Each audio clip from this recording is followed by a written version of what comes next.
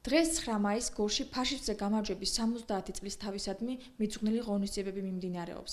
ადგილობრივი ხელისუფლების წარმომადგენლებმა გამარჯვების დღე მეორე მსოფლიო ომის გორელ მონაწილეებს ტრადიციულად გორის ცენტრში, საბრძოლო დიდების მუზეუმთან მიულოცეს და ომში დაღუპულთა მემორიალი გვირგვინებით შეამკეს. აქვე ვეტერანების საპატივსაცემოდ გორის მოსწავლე ახალგაზრდობის კულტურულ-საგანმანათლებლო ცენტრის აღსავსრდებლებმა ღონისძიება გამართეს.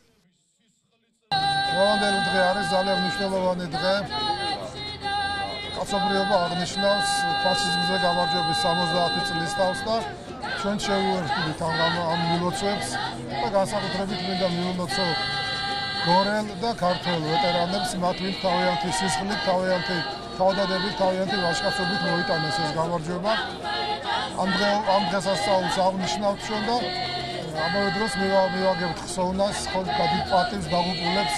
ცნობილია, რომ საქართველოსთან 350,000 კაცამდე დაიღუპა სამამულო ომში და მოკლედ ეს დღესასწაული მინდა რომ მთელი მუნიციპალიტეტის სახელით მიულოცო ყველა გორელს და ყველა ქართველს და განსაკუთრებით ვეტერანებს. დღევანდელი დღე არის ერთ-ერთი ყველაზე მნიშვნელოვანი ისტორიული დღე ქვეყნის ცხოვრებაში.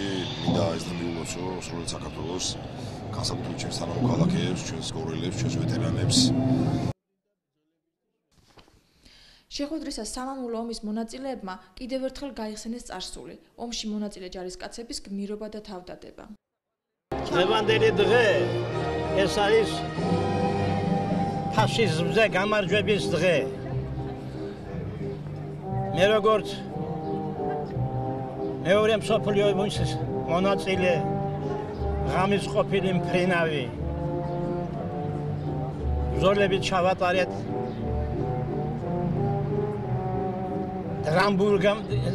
დრამბურგის შემდეგ ჰამბურგის ტერიტორიაზე მოგიხდა ბრძოლები. ჩვენ ღამე ვბომბავდით გერმანელების ტერიტორიებს და 22 თებერვალს 1945 წელს ჩემი თვითმფრინავი დამიზიანეს გერმანელების ზენიტმა артиллერიამ. მაშინ საზღვარზე, თურქეთის საზღვარზე ლენინაკაში, ქალაქ ლენინაკაში. ვარმიულოცავთ სხვა ვეტერანებსაც.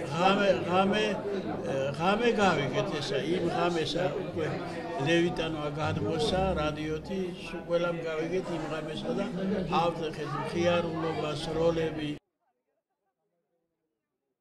მიმდინარე წელს ქალაქ გორის მუნიციპალიტეტის ტერიტორიაზე რეგისტრირებულ მეორე მსოფლიო ომის მონაწილეებს თვითმმართველობის სოციალური პროგრამის მიხედვით ადგილობრივი ბიუჯეტიდან გაეწიათ დახმარება 200 ლარის ოდენობით.